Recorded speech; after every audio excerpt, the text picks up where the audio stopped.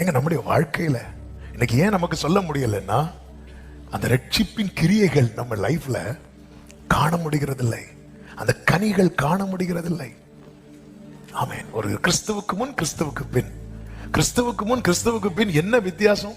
Dress மட்டும் மாறி இருக்கு, சுபாவம் மாறவே இல்லை. எப்படி சொல்ல முடியும்? ஆமென். மீசை மாறி இருக்கு, ஆசை மாறல. நகை மாறி இருக்கு, பகை மாறல. என்ன வந்தாலும் இவங்க கிட்ட பேசவே மாட்டோம். எப்படி சொல்ல முடியும்? கொஞ்சம் யோசித்து பாருங்க. நீங்க ஒருத்தங்களை ரொம்ப பகைச்சு பேசாம இருக்கிறீங்கல்ல, அவங்களுக்கு சுவிசேஷம் உங்க மூலமா தான் சொல்வது ஆண்டவருக்கு சித்தமா இருக்குன்னு வைங்களேன். என்ன செய்வோம்? அனனியாவுக்கு யார பிடிக்காது தெரியுமா?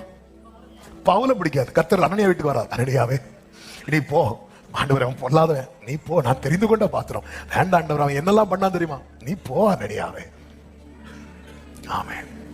ஏங்க, ஒளியினால பார்வை எடுக்க தெரிஞ்ச ஆண்டவருக்கு இன்னொரு ஒளி அனுப்பி பார்வை கொடுக்க தெரியாதா? ஆனா சிலருக்கு சிலர் மூலமாக வைத்திருப்பார்.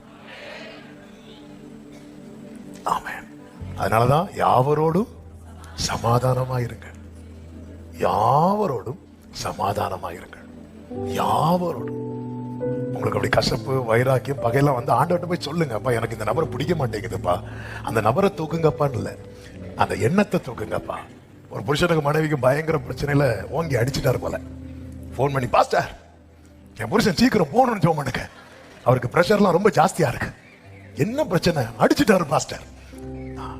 இப்படி இல்லை, நமக்கு வருது கசப்பு, வைராக்கியம், பகை. ஆண்டவர்கிட்ட போய், ஆண்டவர் எனக்கு இது உங்களை பிடிக்கவே மாட்டேங்குது, உங்களை பார்க்கவே பிடிக்கல, இந்த எண்ணத்தை மாற்றுங்க. இப்படிதான் ஆண்டவர் கட்டு தருவார். நீங்க பழக ஆரம்பிச்சிட்டீங்கன்னா, நீங்க பழக ஆரம்பிச்சிட்டீங்கன்னு வைங்களேன், அப்படி அவர்கிட்ட பேசிட்டு இருக்கும் போது நீங்க அவருக்குன்னு ஒரு பலி செலுத்த நினைப்பீங்க தெரியுமா? அதை வச்சுட்டு போய் ஒப்புரவாயிருங்க. பவுலுக்கு ஆரம்பத்துல மார்க்கு வந்து ரொம்ப கோவம் வந்துடும், மார்க்கு ஒரு காரியத்தை நிமித்தம்.